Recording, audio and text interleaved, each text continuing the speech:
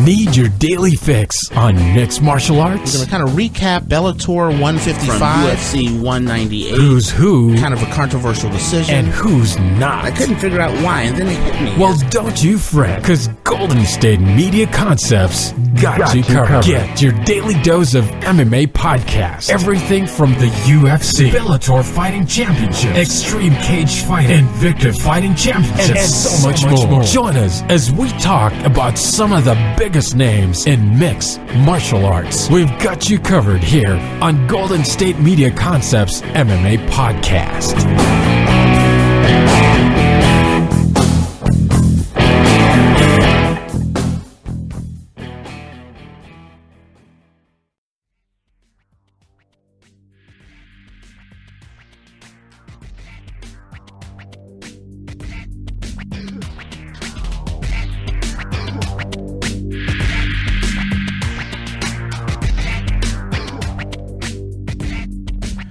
All right, now, thank you for tuning in to the GSMC MMA podcast.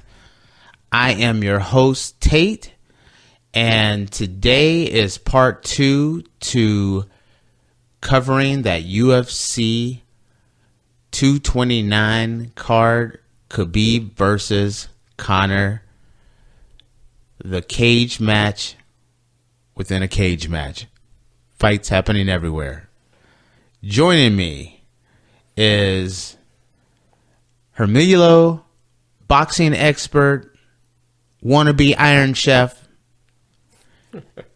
and my brother from a different mother, international traveler, also international man of leisure, my boy Will. How you doing, Will? I'm doing fantastic. It's great to be back. Y'all gotta give me some credit on those intros. That I did the best I could. Yeah, you did a good job. Hermilo's looking at me like, what the heck is wrong with him? And cut him off already. Okay, so we got you, Will, here. Hermilo and I covered the UFC 229 card yesterday, and this is part 2 to it. There's been so much stuff that's come out that we couldn't fit it all into one episode. First new news that came out with this card is the fact that Dana White came out and said that the pay-per-view numbers were fantastic. They did not reach 3 million pay-per-view buys, but they clearly went way over 2 million pay-per-view buys. So this has definitely been a very successful card. We are looking at this, taking the approach to look at the main event again of Conor and Khabib with some time pass to see kind of what you guys think of this, everything that has happened since now that we've had time to let things marinate and make a final decision on what you think. I look at this, I looked at this event, and I still say this event was a massive black eye for the UFC. But this put a lot of eyes on the UFC, and it made guys like Tony Ferguson a star. It made Derrick Lewis become a star. Conor is already a star. So there are some good things that came out of this. I still stand by the fact that as much as I am a big Khabib Nurmagomedov fan, I do think that Khabib should be fined. And I do think he should be suspended, and I think that's going to happen. Dana has already confirmed that there really is no plans to strip him of the title, so Khabib will be still be the champ. But he is not. There's the thought of him being stripped is just not going to happen. So I'm going to go to Hermilo first. I'm saving Will best for last because Will is the one who has not had a chance to speak on this event whatsoever. So he is chopping at the bit to get out and to give his opinion on this card. So we're going to save best for last.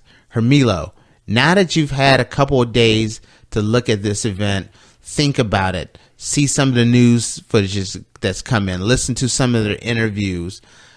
What is your take on this event as a whole when it comes to Conor versus Khabib? I mean, obviously, you have to be able to separate either the fight itself and then the aftermath. Now, the fight itself was great. The undercard was fantastic. But yes, the aftermath of the actual fight, the main event, was just a bad look for the UFC. Having said that, you have two groups of people. You know, you have obviously the group kind of like us that sees what Khabib did as just something that was very unprofessional and unsportsmanlike. Mm-hmm. But then you have other people that, in a way, are kind of justifying and also actually blaming it on Conor for it. Okay. Clarify that again when you're saying actually blame Conor for it. So they're talking about how, you know, they kind of are justifying what Khabib did after the fight and saying, well, Conor started it, and Conor has actually done way worse things than what Khabib did. Okay. Do you agree? I mean, because when I look at that and I hear when people say that Conor started it, of course he started it because of the fact that he was hyping up the fight, and you know, it's the whole mental warfare that goes on. But do you agree that he caused Khabib to jump into the stands and cause this? I mean, and Will is looking at me like he's going to jump over the fence and throw a flying kick at me as well. Jump over the monitor, do it, Will. To take me out, because he cannot wait to jump on this thing. So I see him eyeing me over here, but I'm going to go back to Hermilo. Yeah, no, like I was saying the other day, I mean, obviously, I think Conor crossed the line. I think he shouldn't have been speaking about Khabib's dad, religion, or nation. But at the same time, you even said it. Regardless of what people say, you try to maintain as professional as possible, and you just don't do that. All right. Now, weighing in at 154 pounds, undefeated, on the mic, we have my main man, Will. Give me your thoughts on the event. We haven't heard from you whatsoever. Give me your take on what happened, and kind of now that you've had enough time, what's your thoughts? So I watched this from the beginning to end, and throughout this entire card, all the way up to the co-main event, I was saying that this is the best card that I've ever seen in my entire life. It had all the finishes that you want to see. It had all the sportsmanship that you wanted to see. And it had all the drama that you wanted to see. And that continued until the main event. And the main event was a show itself. I really enjoyed the fight. I thought that Conor brought something that we haven't seen before. I thought that Khabib showed something, and he had the canvas in which he could show that in Conor as his opponent. And I thought that he had an excellent game plan. I wasn't too big of a fan of Conor's game plan, but I was a fan of his defensive wrestling and so forth. So was I. We'll talk about that further if you want to talk on that. Okay.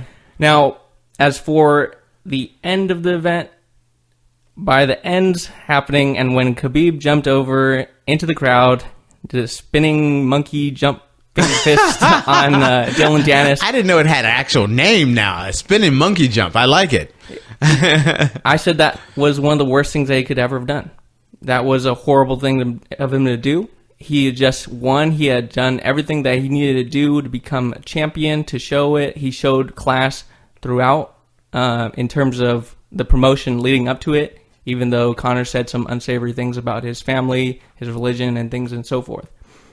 Now, and after the event, I was just really disappointed. I thought that it was really a black eye, like you were saying. Yes, absolutely. Okay. However, as time has gone by, as cooler heads prevail, I think that, in all honesty, it was better for the sport. It wasn't the ideal situation. Something, as a former martial artist, I don't take any pride in what happened. But what are we watching, ladies and gentlemen? We're watching prize fighting. And what led this event to sell and do the numbers that it did was because of the promotional material that happened and the fact that these two gentlemen were going to fight, and they were going to figure out who was the best of the best, and the truth shall prevail in that. Now, what's going to happen is that the UFC is going to use this as promotional material, all these different things. It creates more bad blood. It creates more of a storyline, and it's going to continue to be used. It's going to continue to propel the sport. No other event had as much eyeballs as this one did, And as a result of this event, there were 4 or 5 stars that were elevated. You have Tony, who was elevated. You have Pettis, who was elevated as a champion in his own right. You have Derrick Lewis with the best post-fight speech of all time. And you have Conor and Khabib. All their numbers are up. The UFC's numbers are up. And we're watching prize fighting, and these are all elements that happen when you get emotions and different things and different groups of people that have coming from different types of cultures and different upbringings. They're going to clash. We want to see the physical side of it in terms of in the cage and showing their martial arts prowess, but you're going to see a lot of the emotions and the fallout with that as well. Okay. I hate you. And let me tell you why. Because you're right. You're 100% right. Was this event, and this is the whole concept of cooler heads prevailing, this event, this horrible, despicable situation that has happened, and yes, I did use the word despicable, is really going to propel the sport further. Because of this crazy situation, I've already talked to so many people who had no interest in seeing this fight, who has contacted other people and has gone through and ordered the pay-per-view, or have gone to someone who recorded the fight, or gone to YouTube to see what happened.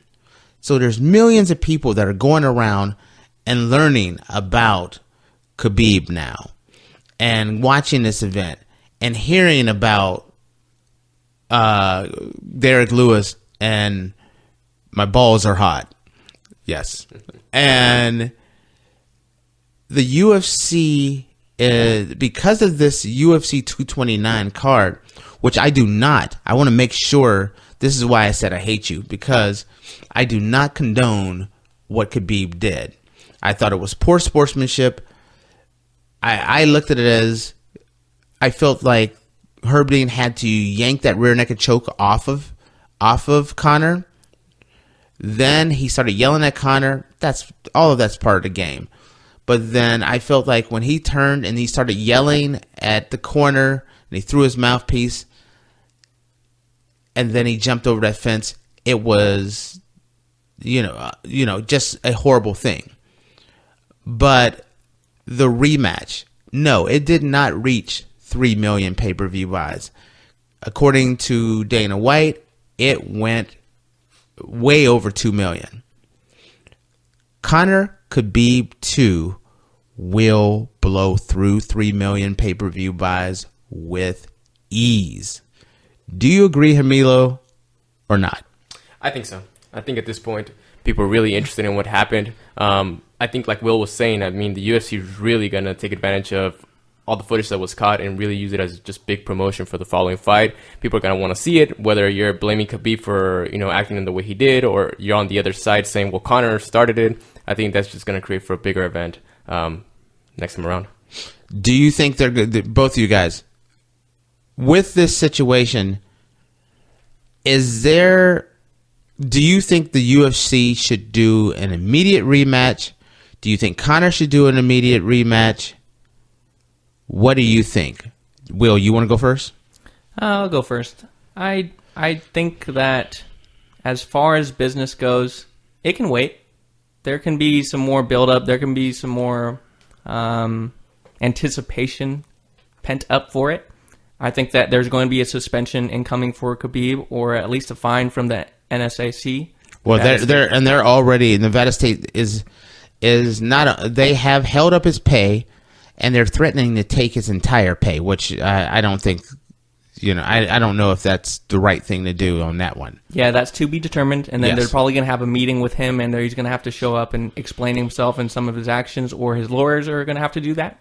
There's going to be some fallout with that. So there's going to be time with that. Conor has to heal up, or at least just wait it out, because he took some damage in that fight. He doesn't need to, but it would probably be in his best interest, and I think he's going to do so because he's an expectant father. And he needs to. I think the more time the longer the fight goes, the longer the fight is held off, the better, more he can work on his ground game. So I do see what you're saying there. Keep on going. There's a lot of other fights in the works. There's Tony, who showed some championship skills in the co-main event. And then there's also the Diaz versus Poirier fight that could create a number one contender, or potentially another fight for Tony, or something's going to happen, and the dust needs to settle on that before any moves are made. And it would just be, I think it would be best for all parties just to look towards 2019 and really see what is the next best step after that. After these big fights have happened, after these decisions are made, and then the UFC is also going to take that into the ESPN deal as well. All right, Hermilo. I agree with both of you guys. I think naturally he's going to have to wait just because of the things that are going to happen with the Nevada State Athletic Commission. Khabib is going to have to be probably taken to court and questioned. And so I think naturally that's just going to take a while. But do you guys think it'll probably happen maybe early next year? Okay. Before you answer that, I'm going to give you my take. I'm going to look into my crystal ball, and I'm going to make this prediction. First off, Khabib. I think he's going to get I think they're going to give him a fine. He's going to get maybe a third of his purse taken from him, a few hundred, like $300,000, $400,000, maybe $500,000 in fine. I think they're going to give him anywhere from 6 to 8 months suspension, which Khabib fights once every 6 to 9 months anyway, so it's not really a suspension. It's more of a slap on the wrist. I don't think he's going to get his title stripped because, listening to Dana, there's really no interest unless there is an extremely long suspension. I think it's going to be 6 to 9 months. With that being said, I totally see a scenario where the UFC could do this. You take Conor. You give Conor a fight with, especially if Nate Diaz wins. You put Nate versus Conor in that fight. You put Khabib versus Tony Ferguson for the first time. And if everything works out, Conor beats Khabib. Conor beats Diaz. Khabib beats Ferguson. Then you set up for the mother of all pay-per-view events, Conor Khabib 2. That's what I see in my crystal ball. Before we go to break, because we're going to go to break right after this, both of you guys, am I crazy, or do you see my prediction? Who wants to go first? Go ahead, Will. I could see that happening. I can see if Dustin wins, Conor would fight Dustin as well, since they have history together. See, I think even if Dustin wins, I see Diaz versus McGregor even more then. Yeah, and then what potentially could happen, as we've seen in the history of the UFC, is that an interim title is created because of this suspension or this layoff. Oh, which God, I hate that word. Happen, no, you're right. You're right. So that's what I'm foreseeing. I totally agree with you in those options for the fight, though. Hermilo. Yeah, I agree, and I think also, a fight between Conor and Diaz would be also big, just because, the first fight, Diaz won it, the rematch, Conor won it, and this would be the third one to really settle who is the best between both, Okay. Now, we're going to go on break, and when we come back, before we go on break, is there anything else you guys want to do? You want to do another segment where we're talking more about what's next with this, or do we want to roll into this card? I'll give you guys the option. We're keeping it loose and free today. Will, we could talk about the rest of the card. We could talk about this fight still. I think since this card was so good, I think we should move on to the rest of it. Okay. So we're going to, when we come back, we're going to talk a little bit more about, we'll wrap up a little bit more about this, about the main event, but then we're going to roll in and we're going to start talking about the entire card, rolling in and talking about that amazing fight between Pettis and Tony Ferguson. We're going to talk about some of those other fights, especially that Derrick Lewis fight. Stay tuned. And we will be right back.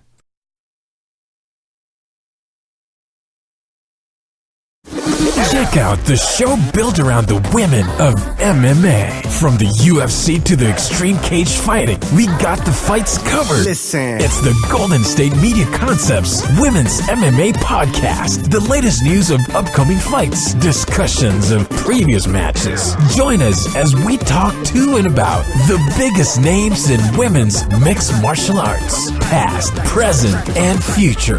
When it's the women's fight game, you know where to listen to. The Golden State Media Concepts Women's MMA Podcast.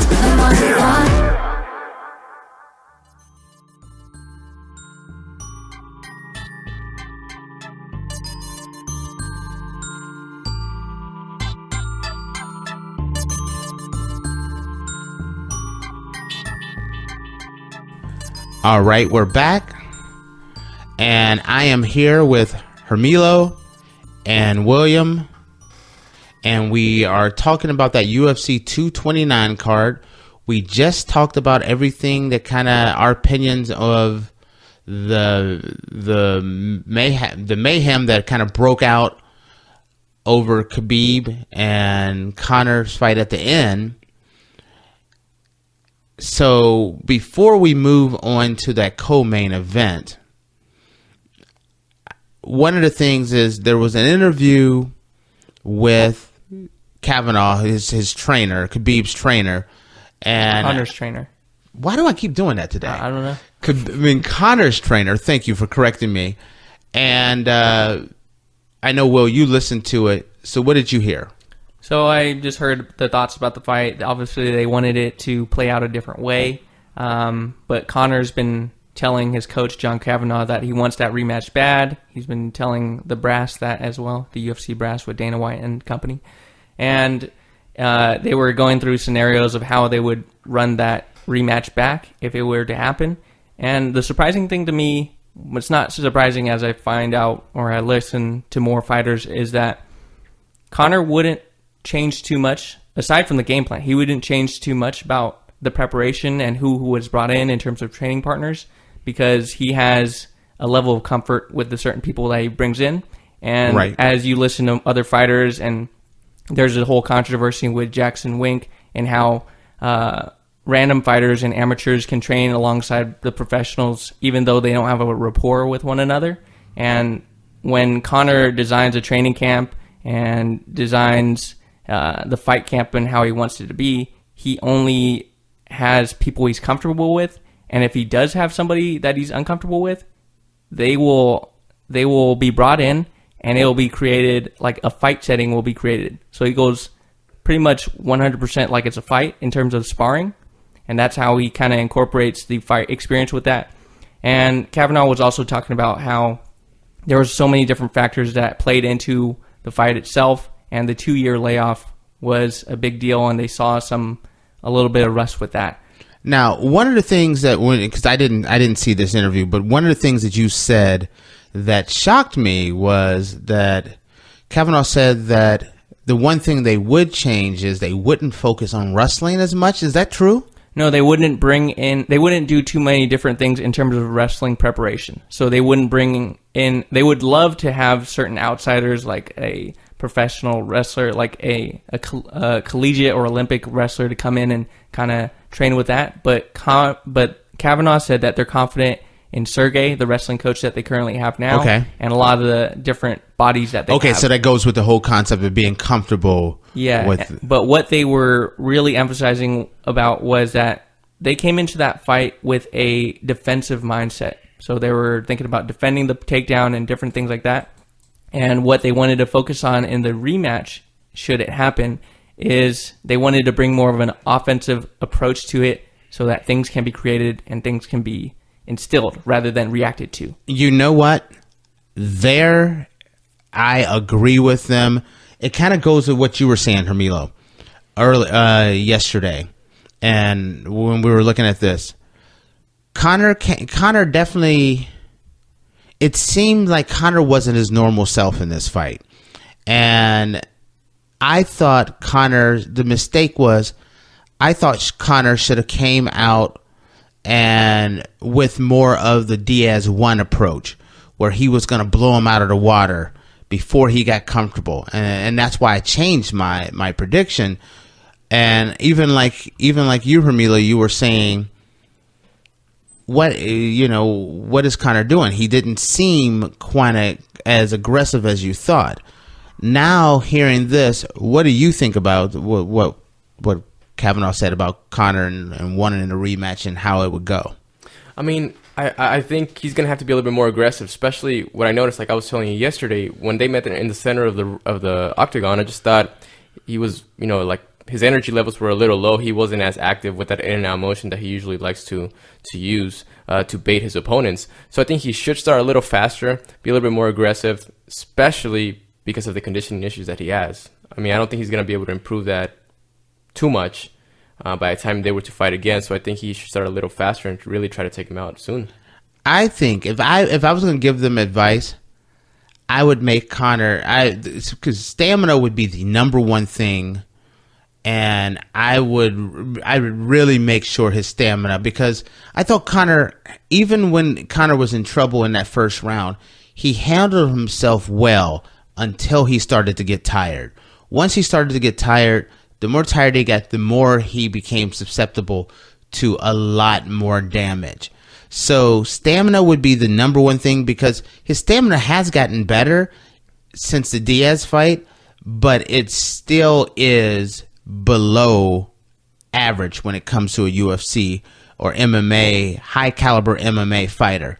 So the first thing I would do if I was Conor is seriously work on that stamina situation. And the number one reason why I'm going to tell him that he should work on the stamina is because I feel like he needs to come out guns a-blazing. Mm-hmm. I think he needs to come out, especially the second time. Khabib is not going to be uncomfortable this time. He's not going to be as worried. So you're going to have to get Khabib to respect you right out the gate. And the best way to do it is the way he did Diaz 1, which is come out firing with hard, solid shots. But the problem with Diaz 1 is he ran out of gas. And so there's the issue. So you got to have the stamina up so you can put out the output that's going to put Khabib going backwards instead of coming at you. Will, what else do you have to add? Now, when I was looking at the fight, I agree with Kavanaugh that he had a defensive mindset, in that when I was watching the round one, I saw him really conserving energy, and I thought he did a really good job of stopping the takedown and kind of nullifying it as well as he could. I saw some really great defense from him. But the problem that he's had, that you've seen in the Diaz fights and in the Mayweather fight, is that the gas tank runs low, and that's one of his biggest fears in fighting, is that he doesn't have anything else to give. So his solution to that in the Khabib fight was to just conserve it as much as possible. And when you come from a mentality of lacking, like you lack this energy, so you need to conserve it, then you are going to come in at a deficit.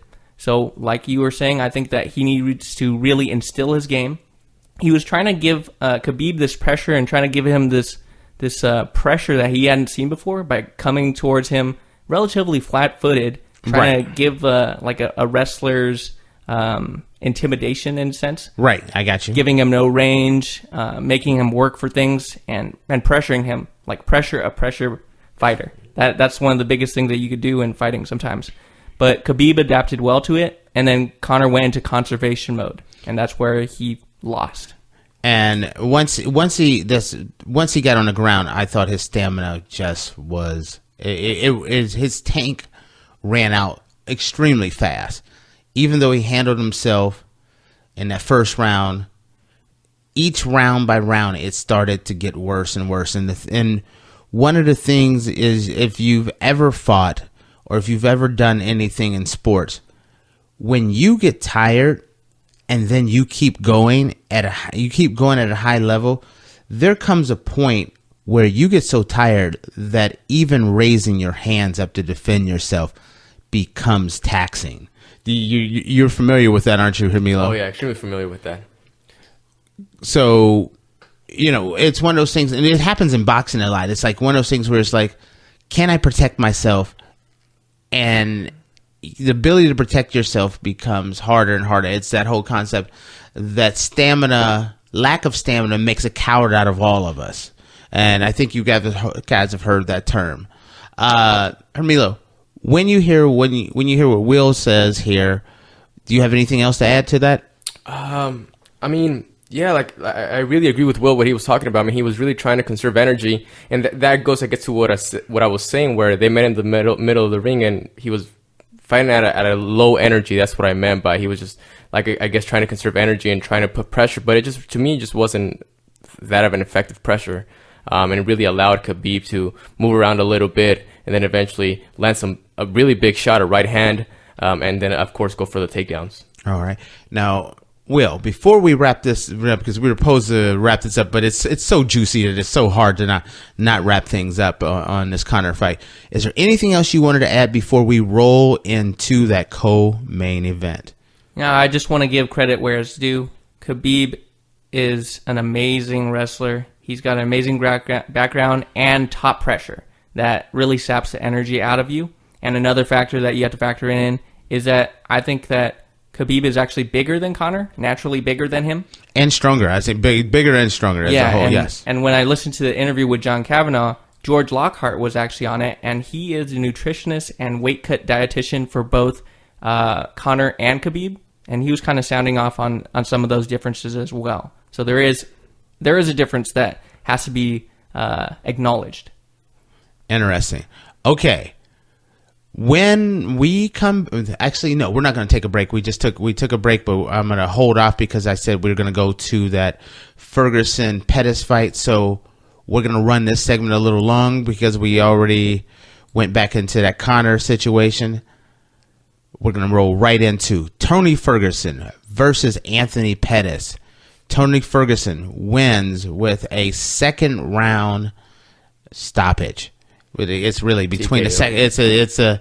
It's a TKO between the second and third round. Anthony Pettis was stopped on while he was on the stool because of a broken hand. Guys, this was a marquee fight that did not deliver.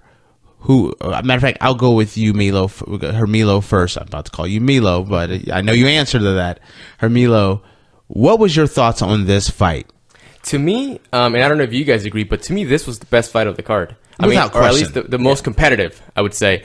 It was just a very competitive fight from the get-go, from the first round. What I noticed right away is just Tony Ferguson's pressure. I mean, just nonstop pressure. Great physical conditioning. You know, when you talk about Conor and the gas tank, then you have the opposite end. Tony Ferguson, he is a Ferrari with a gas truck following him around because he has nonstop energy and plenty of gas in the tank that he never runs out. What did you see, Will? I saw the same as you guys. I saw a great pressure and energy from him. But the thing that really surprised me is Anthony Pettis' response to that. In the past, he's dealt with wrestlers and dealt with pressure fighters, and he's somewhat wilted under that pressure. He doesn't really like fighting off his back foot, and he had a problem with circling into right hands and different scenarios like that.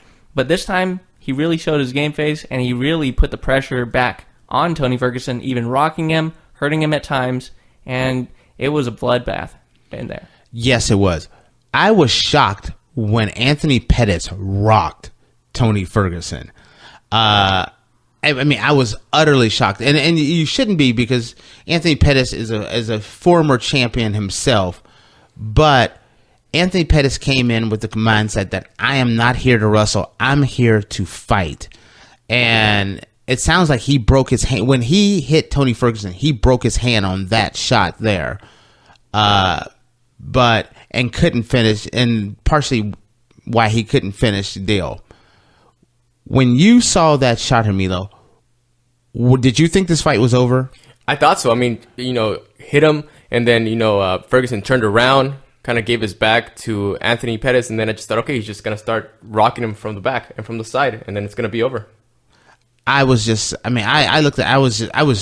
speechless when that happened initially because I didn't think it was possible. I mean, within an MMA possible, you understand. I thought Tony was going to blow through Anthony pretty comfortably, and Showtime really put up a show. Will. No, I really enjoyed it. I'm a big fan of Tony. I've watched a lot of his fights, and the thing that is an underrated skill is his recovery ability. He's been dropped in the past. He's been dropped by Lando Venata, short notice fight. He got head kicked, and then he also was dropped by Kevin Lee in their interim title fight. Yes, he did. And he just finds a very incredible way to recover, and he has these different mechanisms in order to gain his wits about him again. So if you watch the fight closely, he gets rocked, but he immediately rolls. Yes, he does. He did that with Tony Ferguson as well, right? Lando Venata. Was it Venata? Okay, yes, Yeah, okay, yes. So he gets hit, and then he's falling already, but he has the wherewithal to start rolling forward so that his legs can be in his head's place. Instead of getting punched in the head, he's getting punched in the legs, or they have to wait for him to roll, which gives him more time and more ability to recover. It allows him not to get caught. With that second shot is the one that is the lights out shot. You get hit, you get rocked. He, instead of going down and then doing the natural thing, which is to naturally come back up, which then sets you up for a huge shot, the rolling actually puts you out of. It's like bobbing and weaving. You are not where when your opponent fires that shot, you are no longer where that shot was intended to go, and so it really protects him from getting that final kill shot. Did you see that, Hermilo? And what was your thoughts? Yeah, well, right now that Will was talking about how Ferguson just has his ways about recovering, it takes me back to that when the shot actually happened, because he got hit, but I can tell that in his face he was not hurt. Like, he just found a way of being able to roll and allow himself to recover. But even though it was a very big shot, he didn't seem like his eyes weren't red. He just didn't seem like extremely hurt by the punch. And I think maybe because of the movement that he did after the punch, that allowed him to recover much, much faster. Okay. Tony Ferguson did something that was incredibly smart, which is a very dangerous thing. And that is, he's coming off of a massive, massive knee injury. And he made it back in 6 months.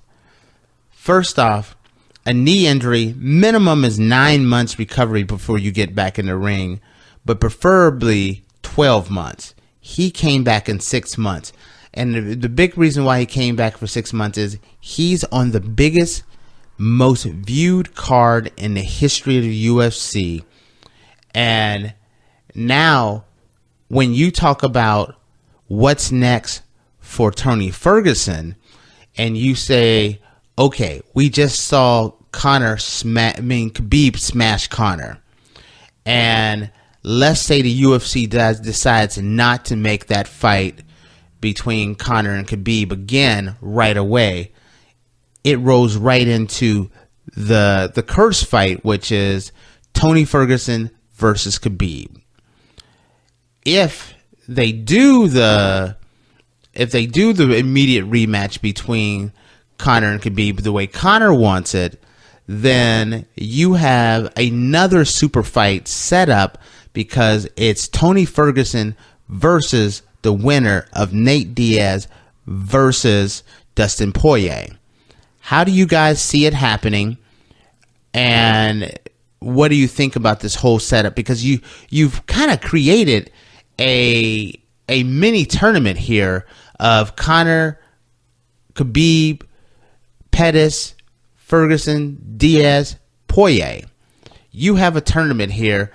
They just don't call it a Grand Prix. Will, your thoughts? Well, before I get to my thoughts, I have to give a testament to Tony Ferguson. He came back from that injury within like 5 months, and he was able to fight in the 6th month of that. And that recovery, if you look at everyone else that has had that recovery before, it took them a year minimum. And absolutely. And the thing about it is that that's a testament to his unorthodox ability to look at the fight game. And there's something that he's seeing that most other people can't notice, which is why he has a grudge with the media, which is why he has like this chip on his shoulder that will never go away. He's a different kind of guy. Yeah, and you take it, and when it comes to him, you have to take it with a grain of salt, because that's how he is. Now, the amazing thing about this division is that it's super top heavy, and there's all these amazing fights. I mean, if if Tony doesn't fight Khabib, then there's a chance that Tony can fight Conor, or there's a fight that between Tony and the winner of Dustin and Nate Diaz. Now, all of those fights are amazing, and they all pump fresh blood into this new division. As a fight fan, I would personally love to see Khabib versus Tony, because they're both riding 11 fight winning streaks. And that's what everyone's been wanting for so long. Yes, but when we're talking about everyone, what brings in most money? Casual fans. Exactly. Right. Now, that's going to be a problem because it's always going to be Conor in the equation if we're going to talk about what's going to bring the most pay-per-view buys, and that's going to influence the UFC brass to make their decision. And apologies for cutting you off, but will that be the case this time? Because Khabib was so successful in this fight, look at it. I think Khabib will be a pay-per-view star now because of what he did on the biggest stage. I think he will be able to bring the pay-per-view dollars. Didn't mean to cut you off, but I wanted to say that part. Go ahead, Will. Yeah, he's definitely taking on the villain role, and he's never going to be able to get and become the baby face anymore of this. He's not. You're right. He will never be the baby face. Yes. But the big issue is, how long is he going to be sidelined? What are the ramifications of that? Can he fight in July or that area if he's suspended because he goes through Ramadan each year? So that's another thing they have to factor in. Is Tony Ferguson willing to wait that long? Is Conor willing to wait that long? How willing are they to wait that long for Khabib and their potential fights with him? I understand what you're saying, because of the fact that if he gets suspended, and one of the things, just to clarify with everyone, with the audience that may not know this, is Khabib is very, very religious in the Muslim religion. I don't. Would it be the word devout? Yes. And one of the things, Khabib does not fight during Ramadan whatsoever. So when you look at a situation where he's dealing with a suspension and you roll into Ramadan, which is a Muslim very, very important holiday for him, Khabib literally may not fight for 10 months. It may be almost a year before Khabib fights again. Would Conor just sit on the shelf? Would Tony Ferguson just sit on the shelf for this one? That's a great point. I'm going to bounce it over to Hermilo now. Give me your thoughts. Well, first, actually, I had a question, because that really surprised me that you talked about how you think Khabib is going to be a pay-per-view star. Maybe because I'm coming from a boxing background where just because you beat the pay-per-view star, it doesn't always mean that you will be, because there are other factors that come into that. For example, maybe the antics, how they get the crowd going, and that surprises me, because I don't know, having followed it for a little bit now, I don't see Khabib as that big pay-per-view star. Maybe because of what happened right now. So in the short term, I can give you three reasons why. Please. 3. All right. Number 1. He just beat the biggest draw in combat sports in a very decisive way, and then have the big show afterwards where he jumps in the stand. ESPN, every news organization is covering this, whether it's CNN, MSNBC, or your local Cleveland news has covered this situation, which has made people want to go back and find it. So number 1, not only did he beat and destroy the biggest draw, but he made it box office by making it controversial. And controversy does sell. Make no mistake about that. Number 2, he is already an international star. If you look at some of the video of the people in Dagestan celebrating, the people in Russia celebrating, the people, we're here in Sacramento, and there's a huge Russian population. And I was talking to other people at the gym today who said people were celebrating and blowing their horns, and they were celebrating like crazy over their guy winning. So there's this huge population of American Russians, then you're looking at a 100 million population of actual Russia itself, plus the American Russians. That's another built-in audience. And then third is this huge Muslim population that is just, I talked to so many people that talked about how many Muslims, matter of fact, I think it was you just talking about how many Muslims you saw at the Golden One Center. And someone else was talking about how many Muslims were super excited about Khabib. So when you mix in controversy, dominant win, your country of origin behind you, and your religion behind you, that is 3 points of light that makes you a star. Do you agree or disagree, William? I completely agree with you. I mean, if you look at the metrics for this fight and what happened, and I'll give you an example. Before this fight and in the lead up to this fight, I believe Khabib had 6 million Instagram followers. Now, after this past weekend, and as of the last time that I checked, he has 10 million. He nearly doubled his Instagram follower amounts. And the thing is, he has about 10 million followers, and the only people that have more followers in MMA are Conor McGregor and maybe Anderson Silva. And Anderson Silva was a star in his own right during that time when he really blew up and in his prime. Now, all those factors in to that, and the fact that he beat the biggest cash cow. Now, I'll give you an example, and you can equate it to the boxing side. If somebody beat Floyd Mayweather in boxing, they would be a major star. They would just be a major star. Absolutely. Manny Pacquiao, in his prime, represented the best chance for that potentially happening in the public's eyes, which is why he became such a star in his own right, and that fight blew out any numbers that you can see. Now, if he beat him, that's a whole nother stratosphere of stardom. Absolutely. Let alone beat him, he blew him out. He dominated Conor. He didn't just beat Conor. That's why I use my 3 points of why he's going to be a megastar.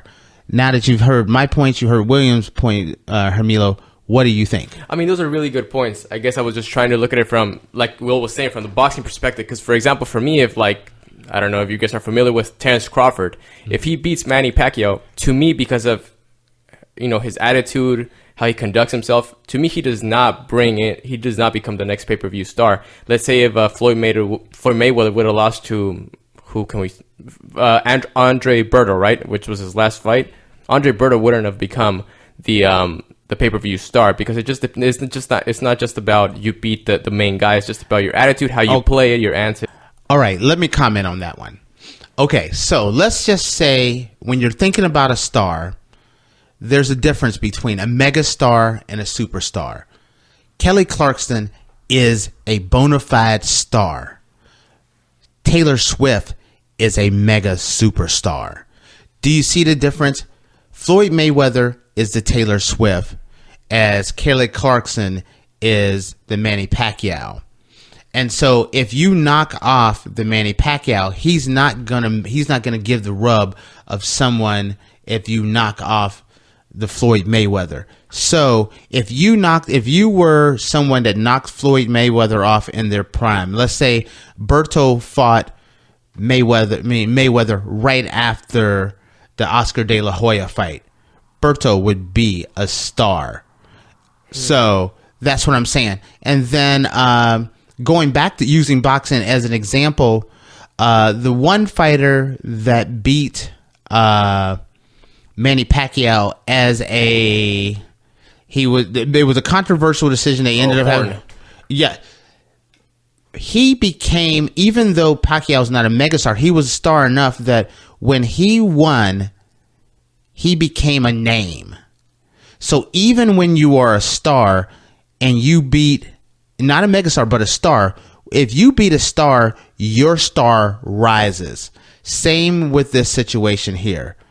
Who wants to go next on that one? Because I know you guys are going to get on me about bringing in Taylor Swift and Kelly Clarkson into this conversation, because I did not see that coming. Hit me, Hermilo. I mean, you know, I can, for example, so did you consider Mike Tyson a megastar or a star? Mike Tyson was a megastar. Okay, so when he got beat by Buster Douglas, did Buster Douglas become like a huge name afterwards. I mean, of course you're going to be recognized. Buster Douglas is known worldwide right to this day, which no one would ever have known Buster Douglas. And Buster Douglas made his biggest payday after he beat Tyson. When he fought Evander Holyfield, okay. That was a mega fight that a lot of people were super excited about. Do you remember that? I do remember that, but would that be like a kind of like a one-hit wonder kind of thing? Because usually when you think of megastars, you want that sustainability. What you do with that star power, totally. You can take off like a rocket, but you have to keep that rocket going, right? And exactly. And in Buster Douglas's point, everybody, like even right now, we don't have to worry about people who are listening saying like, who is Buster Douglas? You understand what I mean? Yeah. So that shows how big of a star he became just by making his name from Tyson. Even when you say a guy like Peter McNeely, who lost to Tyson and got blown out, people know who Peter McNeely is right now. I saw a thing a while back that he is still the toast of the town and where he's from for losing to Tyson. Will, your thoughts? Now, I'll stop with this boxing analogy. I'll give you a direct analogy that is the perfect comparison. Conor McGregor goes in and he's going to fight Nate Diaz for the first time. The less popular Diaz, the Diaz that no one really looked at as a star. The big brother was the star. Yes, and he hadn't won any titles so far. Nate Diaz, he was somewhat of a middling, but always near the top lightweight. And when they made that last minute fight, after Conor was beat by him, he became an instant star. I'm from Stockton. They were lauding him as like godly. They made murals for him. He has created his own businesses because of it. He is a megastar and he's a household name now. And you know what? He was considered the less talented Diaz than Nick. I remember even Dana saying, I don't know who he thinks he is. His brother's the star. He's just a fighter.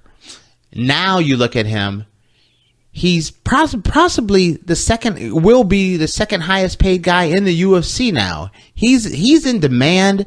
Everyone wants to make that payday with Nate Diaz, which once upon a time it'd just be like, okay, he's fighting Nate Diaz, call me when his brother's fighting. He's a star now. Now, and then another thing that I want to bring up is that he beat Conor McGregor when Conor didn't really get beat before, in a sense. And this is a weird thing to say about Conor, but the guy loses, but he doesn't lose in a weird way. Yeah. So he's lost in the past. He's lost by submission. He had losses before the UFC. And even when he lost to Diaz, he was winning the fight before that, and then he eventually lost, and then they did a rematch, and then he won that one, and then he went over and fought Mayweather eventually, and he lost that fight, but did he really lose that fight? Listen, nobody loses better than McGregor. Yeah. And here's the thing. When you see McGregor lose, you don't see McGregor lose, you see McGregor make business decisions. When he was fighting Diaz and that rear naked choke was in, it seemed like it wasn't like, oh God, he's in trouble. It was like, it's a business decision to live the fight another day. When that rear naked choke was around his chin, not his neck, against Khabib, it looked like to me that was a business decision.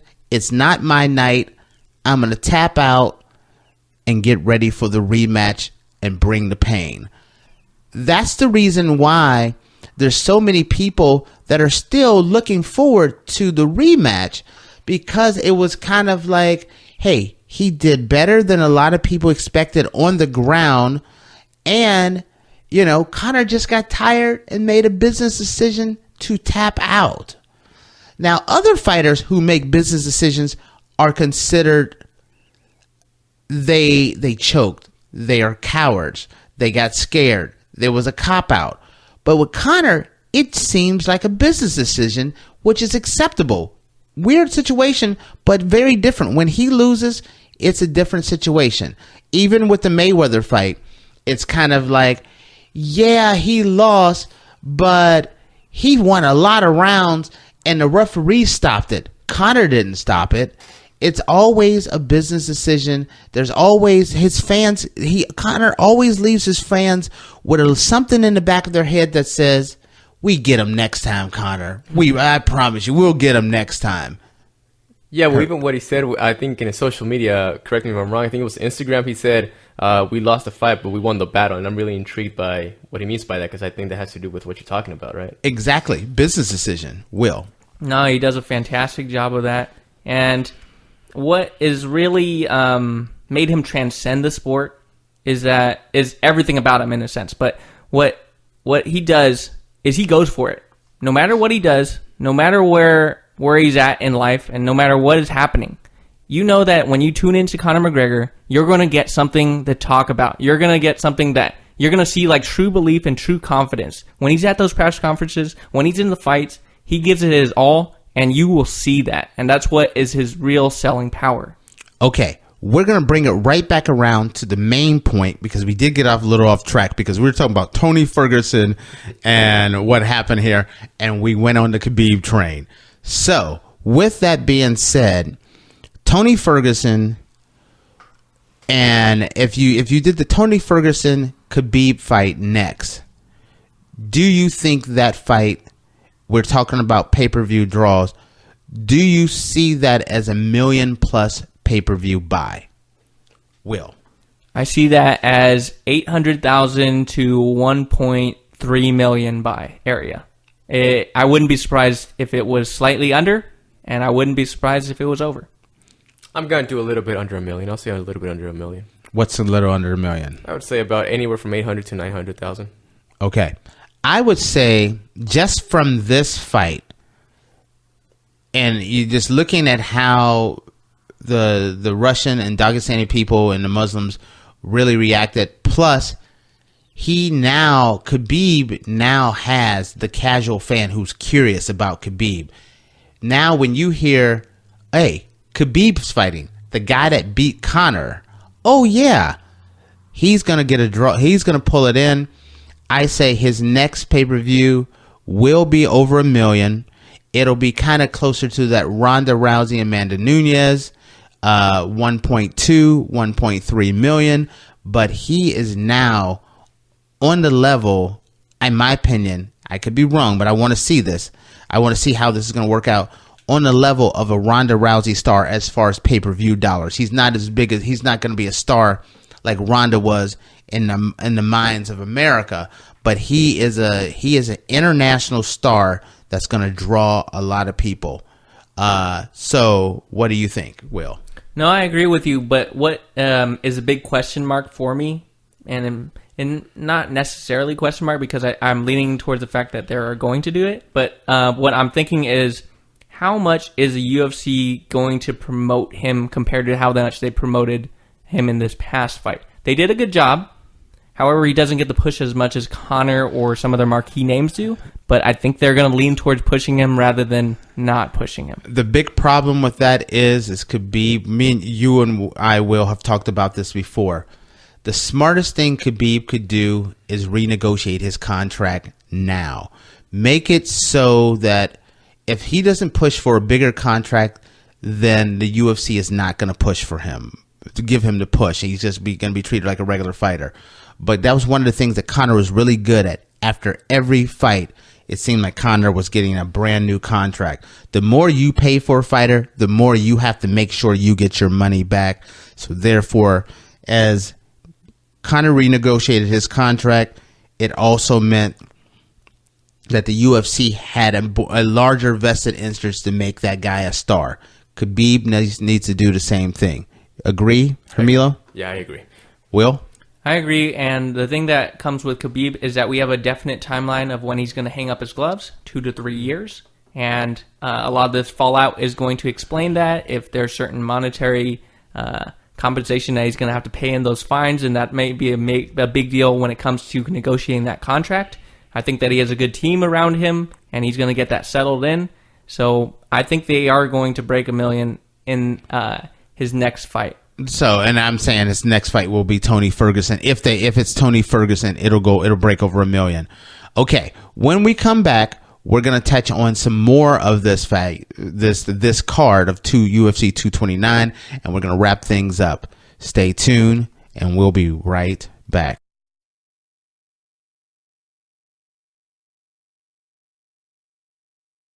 This is your ultimate stop for everything sports. The Golden State Media Concepts Sports Podcast. Should I say more? From the NFL, MLB, the NBA to MMA, it's all in here. The Golden State Media Concepts Sports Podcast. Listen now.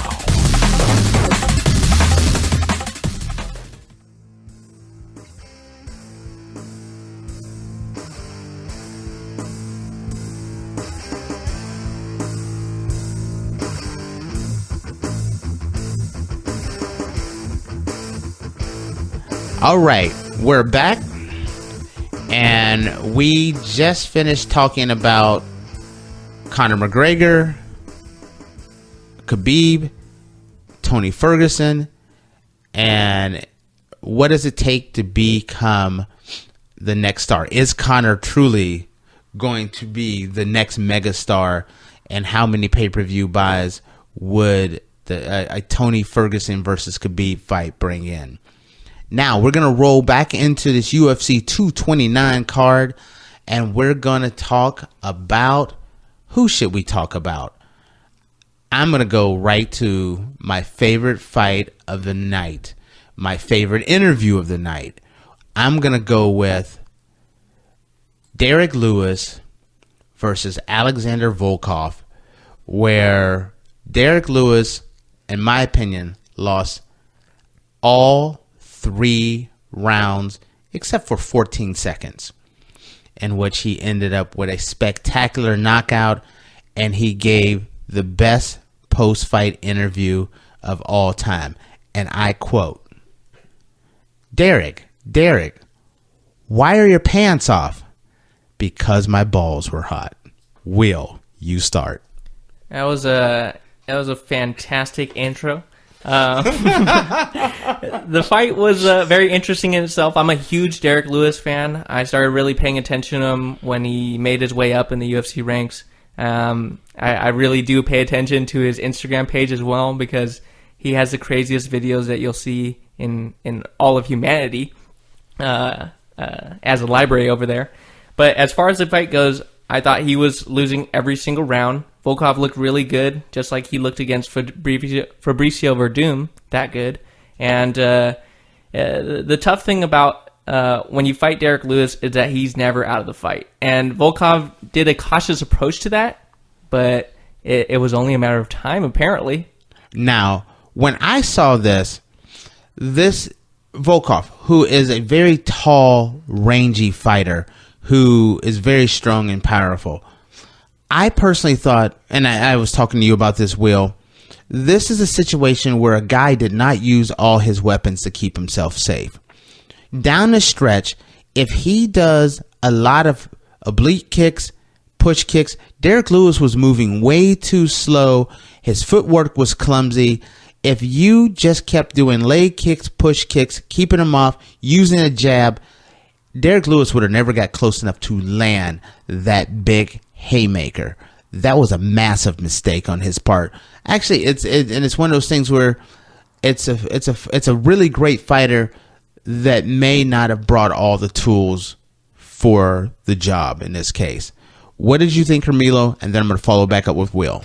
Sure, we were talking about it in the last episode, that it's just Derrick just has that power that you can't really count him out. Now, the thing that I noticed is that he got tired very quickly, and I think it was an interview with the Fox crew where he was talking about that he would spend like anywhere from 30 minutes to an hour in the gym working out. And it's like, that's not enough to build up your cardio. He's been famous for that. And the reason why he doesn't do it is he has a slip disc in his back. But yeah, from what I've been hearing, he pretty much works out about 30 minutes to an hour a day, where a lot of fighters is training 6 to 12 hours a day. The Black Beast does what the Black Beast want, I guess. Will. And the Black Beast has some type of intangible skill in there. And he has so much power that he has this ability to intimidate people so much before they even get in the ring with him, and even when they're in the ring with him. And I saw that with Volkov. And Volkov, yeah, he could have shown more variety, done some push kicks, and done these different things, which have definitely probably would have won him the fight. But I think he was afraid to sit down on some of his punches and some of his kicks, because there was one exchange in the fight where Derrick Lewis knocked out his mouthpiece, and Volkov was confused about it. He's like, he was trying to give it to Derrick Lewis like it was his mouthpiece. He got cracked so hard he didn't realize that his mouthpiece got knocked out. Exactly, and when you're dealing with someone that hits that hard, it's really tough to fight your fight. Okay, this goes right back to what I said then. If I'm going to tell you this right now, Hermilo and I get into it, or you and I get into it, and I've been whooping your butt for 15 minutes or 10 minutes, and you crack me so hard that I don't even realize, my jaw is so numb that I don't even realize my mouthpiece isn't in. They hand it to me, I try to hand it to somebody else, and I realize, like, oh crap, this is mine. And I know there's only a few minutes left. My job is to get on my bike and start pedaling and keep things to a safe, comfortable distance. And I have length, I have range, I have better stamina, I have all the tools, except for the only chance this guy has to win is to actually, I get close enough that he can knock me into next week. So knowing that, I don't do that. I use my footwork.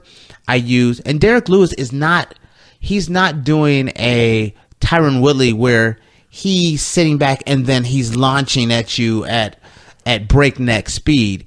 He's coming at you like a turtle. He's lumbering at you because he's, and I love the Black Beast, but he's fat, he's out of shape, and he's coming at you slow.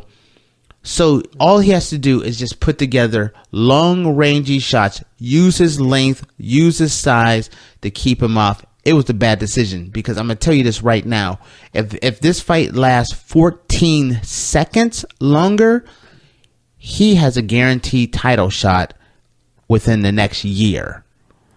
But now he's out of the title picture because he made a bad business decision, where Conor, like we talked about Conor making good business decisions, this was what is called a bad business decision, and now he is out of the title picture. Hermilo. Well, that's what I was thinking. The last minute, I was thinking, okay, all Volkov has to do is just dance, move around, jab him a little bit, keep him at a distance, and you win. But he made that mistake of, in those last 15 seconds, 14 seconds, to try to exchange with Derrick, and then Derrick just cracked him. Okay. I'm gonna go and tell you that the moral of this, or the true storyline behind this fight, is this: nice guys finish last, guys. Nice guys finish last, and let me tell you why I say this. Volkov had Derrick Lewis done. That shot to the eye, Derrick Lewis was messed up. Derrick Lewis wanted to quit. He had I think it was in the first round.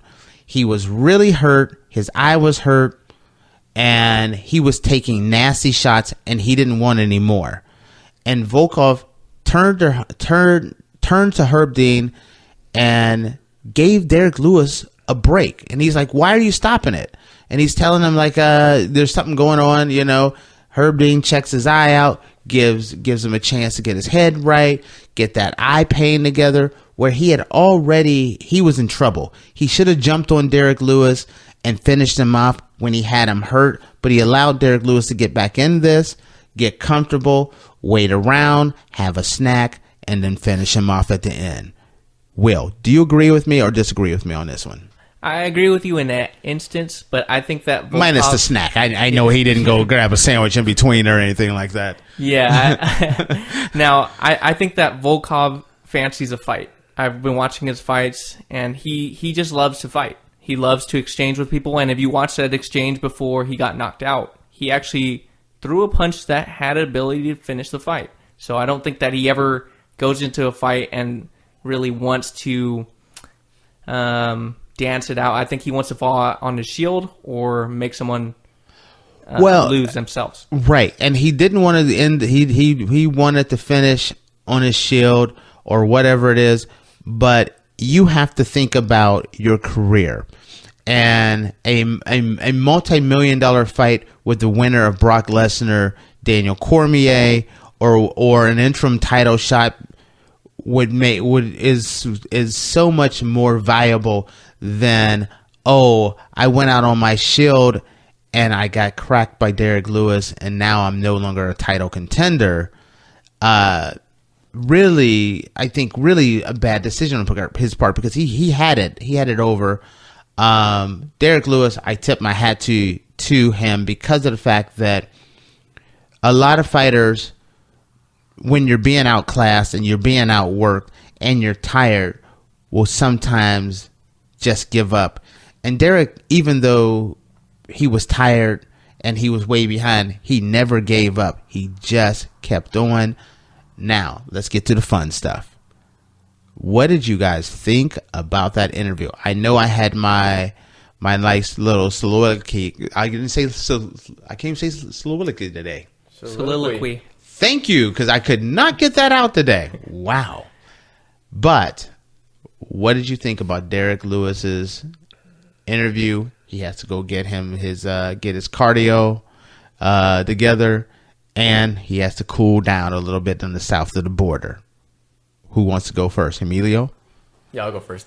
I mean, the thing with Derrick is just like, what you see is what you get. He's a very real person. He's not really gonna hold back on whatever he thinks. He's just gonna say it. So I just thought it was hilarious when he said that. I mean, it was just so nonchalant too. It was just like he was putting on his shorts. Why did you take off your pants or your shorts? And he was like, oh, my balls were hard. Like if nothing was wrong. Like it's just like, it's just what it is. The priceless gem on that whole thing was Joe Rogan. Oh, I understand that. You know what I mean? Did you really reply to that statement? Will, what was your thoughts on that? Because there was more than just about him being warm south of the border. I mean, he had from, I want to go on your show and smoke weed with you. F what you're talking about right now. I got to get my cardio together. He had it all. I laughed throughout the entire thing like I've never laughed at any post-fight speech ever before. It was star-worthy. It was fantastic. It was comedy gold. It was just amazing. And everyone in that arena was laughing. Joe was laughing. He couldn't keep it together during the interview itself either. Now, and going with how it was comedy gold and how an event like that, a star was born, the way I understand it is Derrick Lewis, after that interview during UFC 229, he gained 500,000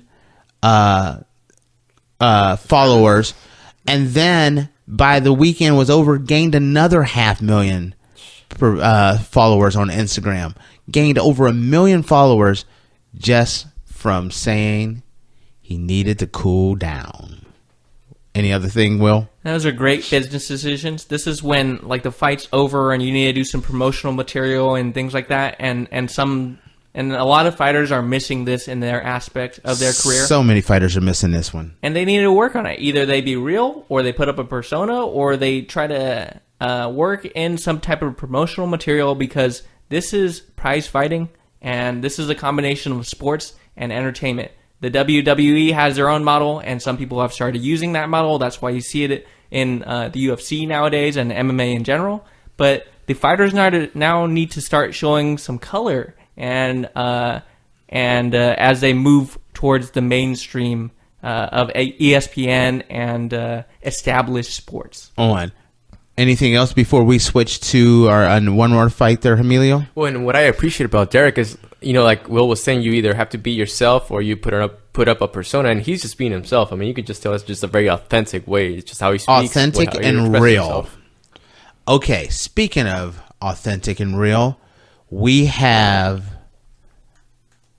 Michelle Karate Hottie versus the Little Bulldog Felice Herrig fight.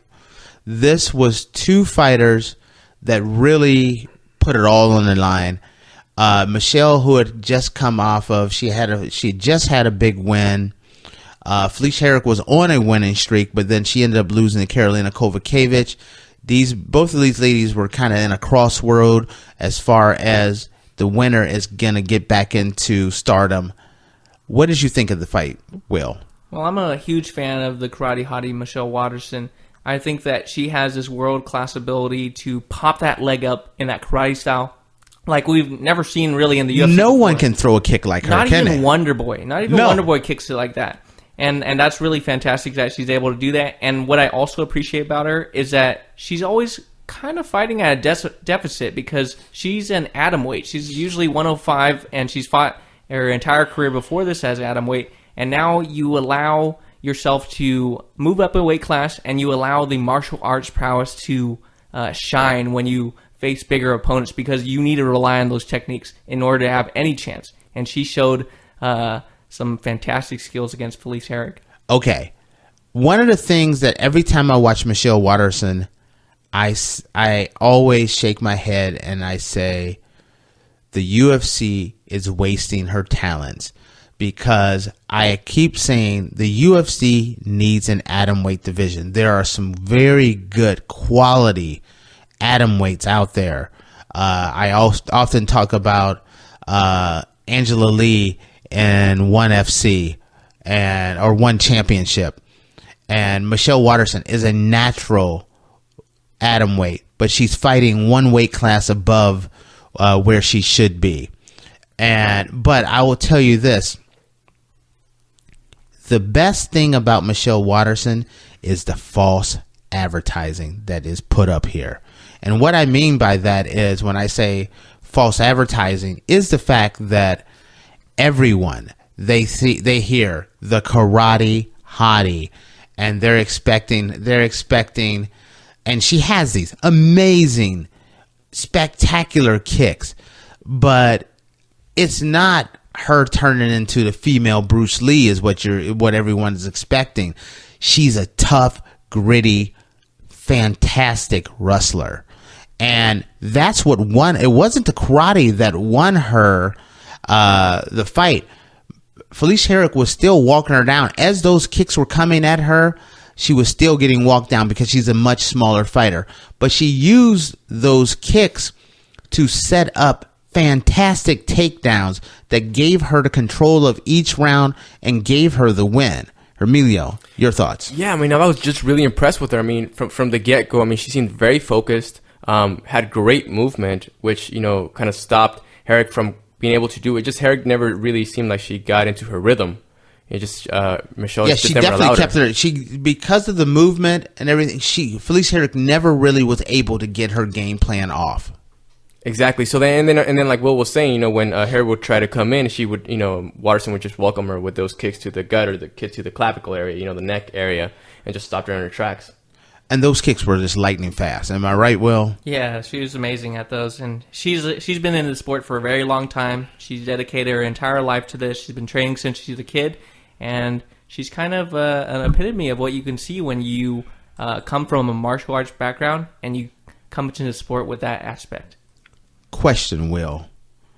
We're going to move on from that fight, but my question is, the last fight of the main card, is Dominick Reyes a star? And I'm not talking about a Conor McGregor fight, but an up-and-coming star. His fight with Owen Saint Preux was spectacular and impressive. I think that he's an up-and-coming contender. I do not believe that he's going to be a star or they're going to be able to catapult him into the stardom range. And when I say star, I mean a guy that can contend for a title. Oh, yes, I definitely see that with him. What remains to be seen is the ground game aspect, although the takedown defense that he showed against OSP was very world-class in my opinion. Yeah, OSP had no shot at taking him down. And he tried, but he just, fantastic takedown defense. His striking was impressive. And I don't know about you guys, but I'll ask this to you, Hermilo. Was that a KO at the end? What was your thoughts? I didn't think so. I didn't think so. And the reason why is because when I looked at OSP's face, he didn't look out. Okay. He just got cracked with a really good shot that, stumbled him and obviously dropped him, but he wasn't out. Will, was that a KO? That's a TKO to me, but it's also the fact that in the UFC and in MMA, you can be saved by the bell in a sense. And that was the final bell. And if the bell didn't ring, because we're giving two scenarios here. He either got KO'd or he didn't get KO'd. But the problem is when you judge it like that, he got KO'd and he heard the bell, or he probably heard the bell afterwards, and then the referee's looking at him. So if you didn't hear that bell, does he get up? We don't know. If he does, he didn't really get up. Okay. You're both right and you're both wrong. And so I'm going to settle the score. OSP, he got knocked out. And what I mean by, but I'm going to clarify what I'm going to say. The bell, he got dropped. And if it was 10 seconds left on this fight, he would have been knocked out. But it wasn't 10 seconds. He got nailed and he got dropped. And it needed one more shot to finish OSP off. But the bell sounded. So because that one last shot was not delivered, the referee has to look at him and say, if you don't get up, I got to stop this. OSP got up. So even though he did get knocked out, because of the bell, there was the final kill shot was never delivered. So both of you are right, both of you are wrong. Everybody gets juice slices, orange slices, and fruit cake because we're all right. Now I get what you're saying there, but if we're being actual and then we're going to use this as promotional material, he got knocked out because they're going to show him on the highlight reels if they're promoting. As far as promoting, yes. As far as promotion goes, he got knocked out completely. Yeah. Absolutely. And what we'll remember from this is that he got knocked out. I think though. If you look back at his record, maybe it'll say unanimous decision, but I think that everyone that was watching in that arena, everyone that was watching at home, they're like, oh man, he knocked him out. That was nasty. I don't think anyone will remember this fight. I don't think anyone's going to remember it, but if they do, this is what they're going to remember of it. And this is the one thing about Owen Saint Preux that has always plagued him is he's just, it's rude to say this, he's not memorable. And so because he's not memorable, a lot of times it's hard to remember big moments except for, a few Von Flue chokes. It's just like for some reason his big moments just don't really grasp the media or grasp the audience. Do you agree, Will? I agree with you because he's a very soft-spoken guy, but what I will say about him is that he's very talented. Yes. Super talented. He is an unmemorable gatekeeper. I'm sorry to say, but he destroys prospects. And when it comes to up-and-coming talent and up-and-coming contenders, he will decide whether you're in that division or you're in that pool of fighters that fight for the title, and if you're not. Yes, but he's a really good gatekeeper. Oh yeah, there's nothing worse than a gatekeeper that just lets everybody in. Yes. Owen Saint Preux's like, nope, if you're not a quality guy, you're not going to just beat him. But if you're a quality fighter and you deserve a title shot, you're going to beat him and you're going to be contending.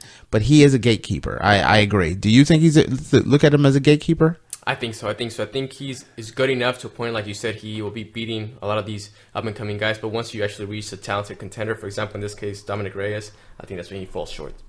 Okay. I'm going to move on to one other fight, and I'm going to talk about it because I'm heartbroken. Oh. Yes. My second spirit animal, that would be Tanya Evinger, put up maybe one of the worst performances of her career against Aspen Ladd. She started out strong, coming off a massive injury. She was in with Aspen Ladd. I thought she looked great, or she looked good early on. But when they went for the takedown and Aspen landed on top, it was over. and Aspen was screaming like a banshee and throwing shots down. And I thought the referee made the right decision on stopping it. Aspen Ladd won. Aspen Ladd is now one of those up-and-coming stars. She's not a contender yet, but she definitely beat someone who is one of the top women's bantamweight in the world. And now she is someone that is, her star is rising. Who wants to go first when you're talking about Aspen Ladd, Tonya Evinger? I'll take this one. So now, see, I cringe with you're too eager to take this one. So I'm about to leave the room because I don't even want to hear what you have to say. Just joking. So what this fight represented to me is somewhat of a passing of a guard. And to me, it signals kind of the evolution of women's mixed martial arts. And with that, I say, when I saw Aspen Ladd on top of Tonya Evinger, she ran down some really, really nasty ground and pound. Really nasty, and it was machine gun style. It was rapid fire, so it was not like the normal bam, bam. It was as she's screaming, bam, bam, bam, bam, bam. It was like someone's having a temper tantrum. Yeah, and it reminded me a lot of Tatiana Suarez and the beating that she put on Carla Esparza. And I'm seeing both of these fighters, and to me, they represent a new wave of women's fighters that are bringing something different in the game. Even though I'm talking about ground and pound here and wrestling control and things like that, there's more to come. She's getting better. She is definitely getting better. And I remember I've watched her a lot in Invicta, and I tell you what, Aspen Ladd would have never, in my opinion, I never thought she would ever beat Tonya Evinger when Tonya was Invicta champion. To see this was a shocker. What about you? What was your thoughts on that fight? Well, I just thought it was unfortunate when, as they were falling to the ground, that Aspen happened to land on top of her, because I think you said it off air that if it would have been the other way around, I think it would have been a totally different fight. Right? Yes, I agree. Yeah, so that's what I thought. It was just unfortunate. Just one of those things where it just happens. Aspen landed on top and it started just going crazy, going ham.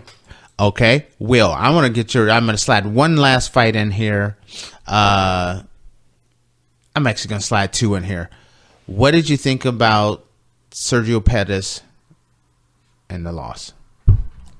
I thought that Jussier Formiga looked really good. He had a lot of control on the back, and that seems to be some of the weaknesses that Sergio Pettis has. Sergio can put together a really good fight, and he can show a lot of fundamentals standing up, but it's in these little microcosms of the fight that he's losing to these top contenders, and that's what's going to stop him from the top. But I think that Jussier Formiga injects a little bit of life into this division as well, so I'm looking forward to his next fight. Did you watch this fight, Hermilo? I didn't get the chance, actually. Okay, so another fight, so we'll move on. Another fight that I watched, and because I've always been very partial to the women's MMA, I watched Lena Landsberg versus Yana Kunitskaya, and I was very intrigued because Yana is also a former bantamweight champion. The minute she won the bantamweight title in Invicta, the UFC immediately brought her into the UFC and put her in a fight with Cyborg. So I really wanted to see how she would respond. And she didn't do well against Cyborg, but she looked fantastic with Lena Landsberg.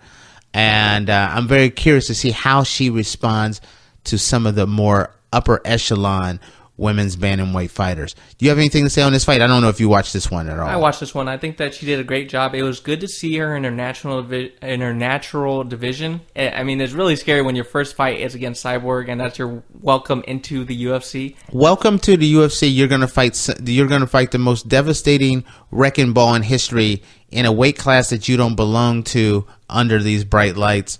Good luck. No, I think that she has some good chances in the future to show that she's one of the top 10 in the division. I do think that she's going to run into some issues with some wrestlers, but I think that she's going to slowly improve, and we'll see that from her. You know, I kind of thought the same thing, but I remember watching her fight Tonya. She is a scrappy fighter. She was training in New Mexico with Holly Holm, and now she's at another gym. She is a tough, scrappy lady. So I'm looking forward to seeing where she's at. She's not any of the top echelon fighters, but she has the potential to grow into a potential contender at some point. With that, is there any other fights you guys want to cover before we wrap things up? No, but I want to say that this showed the best and the worst that MMA has to offer. And I'm glad that the fans were able to see this. It kind of fast forwards who's going to be a fan and continues along with their growth into the mainstream with the ESPN deal and their proliferation into your homes. Do you have any last words? I'm just really interested to see what was going to be the outcome of everything that has happened. But I just hope that it turns out for something positive for the sport. I'm going to tell you the true winner of this all this. ESPN is the winner. Because right at the end of the year, the UFC just got a big jolt of media energy right before they start that 2019 card, which is going to roll right into Cormier versus Brock Lesnar, the possible rematch with Khabib and Conor, and all those fights that are coming in. The first year with with UFC on ESPN has a lot of potential because of this night. With that, to all, have a good night, and we will be talking about some of those Bellator cards that's coming up on Friday's episode. See ya. You've been listening to the Golden State Media Concepts MMA Podcast, part of the Golden State Media Concepts Podcast Network. You can find this show and others like it at www.gsmcpodcast.com. Download our podcast on iTunes, Stitcher, SoundCloud, and Google Play. Just type in GSMC to find all the shows from the Golden State Media Concepts Podcast Network. From movies to music, from sports to entertainment, and even weird news. You can also follow us on Twitter and on Facebook. Thank you, and we hope you have enjoyed today's program.